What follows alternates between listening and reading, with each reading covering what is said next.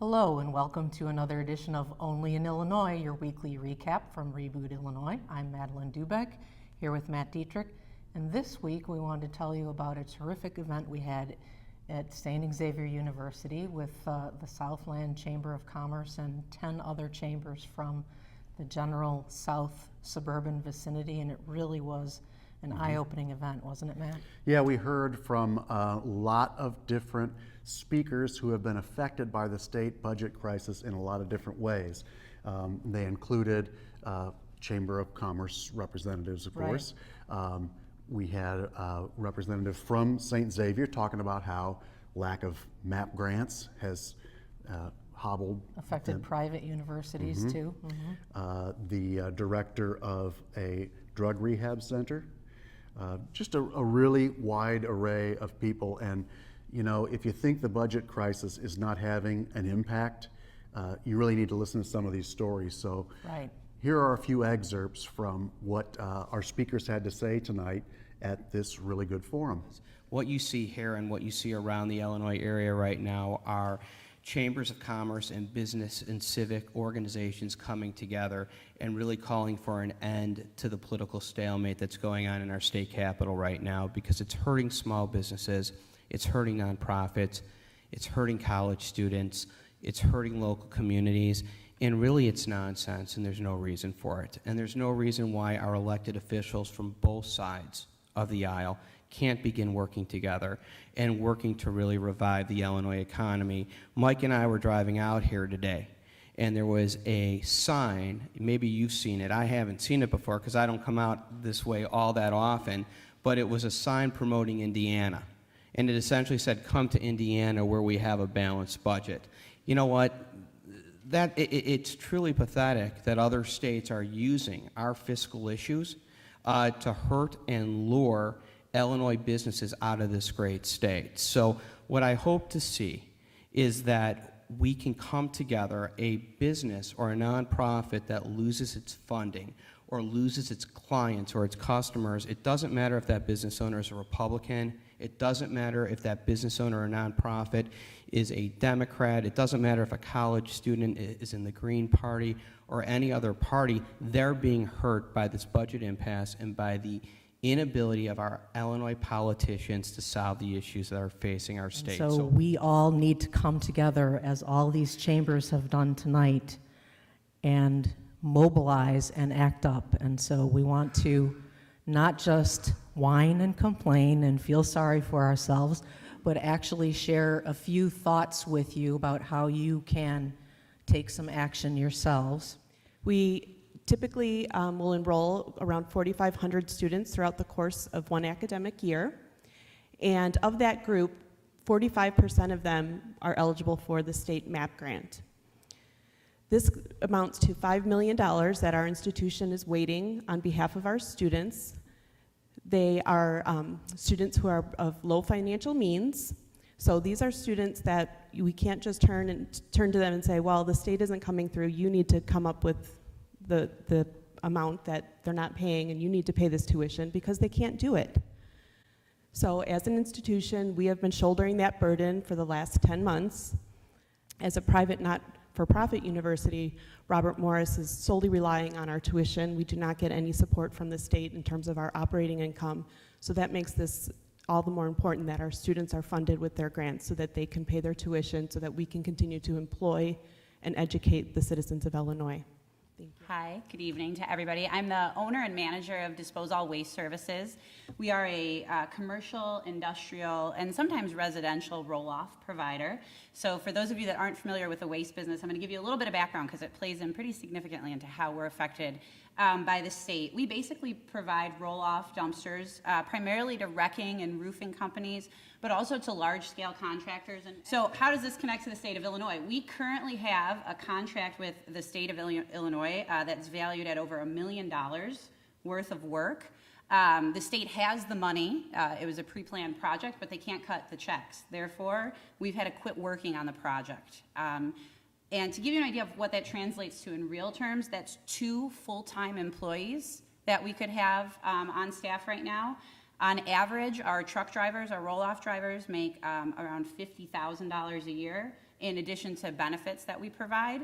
So that's 2 full-time employees that we are unable to hire as a result of that contract. In addition to that single contract, we also have 2 other projects that we are subcontractors for. So for those of you familiar with the construction industry, oftentimes we come into state projects with other bidders and other contractors who do even larger projects or sometimes smaller projects for the state. So we currently have 2 other projects that we are subcontractors for. The bids have been approved.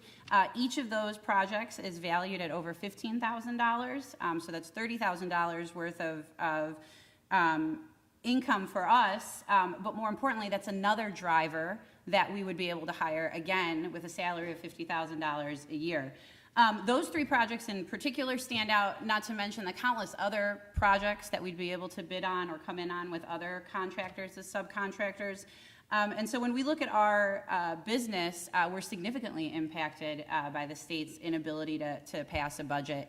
And the way that we look at it as a family-owned business and one that really prides ourselves on the closeness of our employees and our customer service, that's 3 drivers that we can't hire. It's actually a driver that we had to let go because we simply couldn't afford to continue to pay their salary without the state meeting their obligation to pay us. We oftentimes are in a position where we can hire 5 to 7 seasonal employees, and this year we've only been able to hire 2.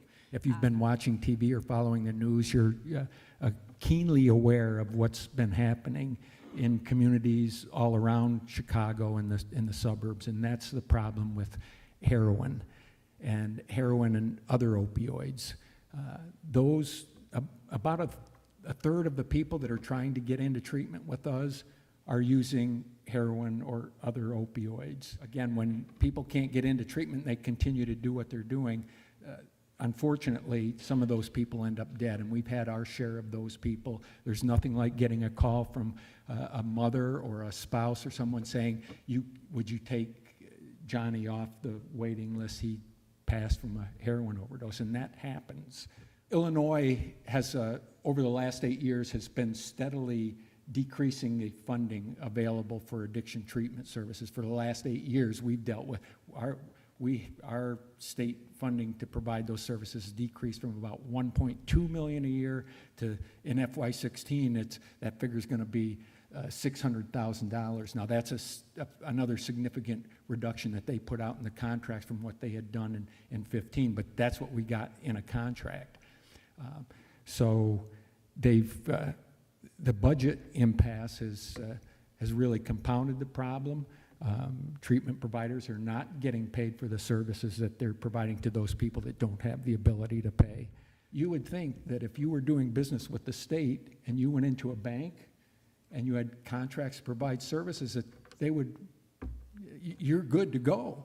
They do not want to give lines of credit on those contracts. One of the problems is the language in the contracts is that their obligation to pay really is contingent upon an appropriation. Well, if there's no appropriation, folks, you may or may not get paid, and that's what we're faced with. So we're appealing to anybody. We're appealing to the governor. We're appealing to the leadership. We're appealing to the rank and file legislators to step up and do something about trying to resolve the problem. Hello, my name is Patty Cunningham, and I am a co-owner of Paramount EO Crest Lighting.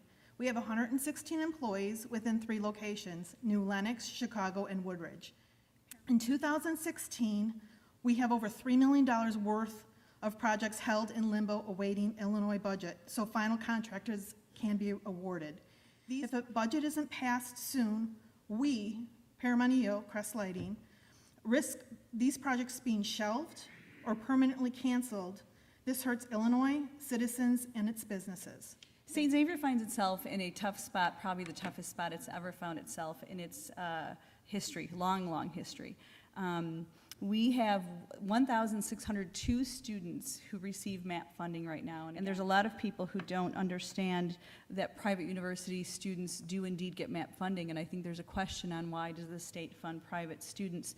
My explanation to people is that the funding follows the student. So if Joe comes to us from ISU and he's getting MAP money, the MAP money then comes to St. Xavier. If Joe leaves St. Xavier and goes to ISU, that money then follows him to ISU. So it's not necessarily about the institution receiving the money, it's really the student receiving the money. So our piece of that budget right now is $6.6 million that our students are owed. Our students also are some of the most needy in the state. So mission for St. Xavier is paramount. So it is our mission to serve this underprivileged population. 95% of our students receive some sort of financial aid. And it's our mission. So we continue to open our doors to the neediest students. We talk about how this impacts a university as a business. So this is how the budget's affecting business. Universities really do need to run like a business. So when you look at who's employed, you've got college towns, much like the steel mills in Detroit. You put a college town, a college out of work, you're putting a town out of work. And so at St. Xavier, we have roughly 750 to 770 employees. We're not just talking about students, we talk about employees. And also, universities are economic engines. We are drivers of the future of this state. So if students aren't going to come here to Illinois to be educated, they're going somewhere else, and likely they stay in that state, and that's where they spend their tax dollars, and that's where they raise their children, and that's where they buy their homes. So the university piece is a huge piece of the discussion when it comes to business, when it comes to education and the future of Illinois. So, thank you. I mean, there are common sense proposals on everything from pension reform to workers' compensation reform that neither side wants to embrace. They just don't want to do it because it's easier to use it as a political football. So when I think about the person who has to go home, it really upsets me and say to their family, I no longer have a job because people in Springfield can't do theirs. It's pathetic. Most people now don't read news unless they get a recommendation from a friend on Facebook.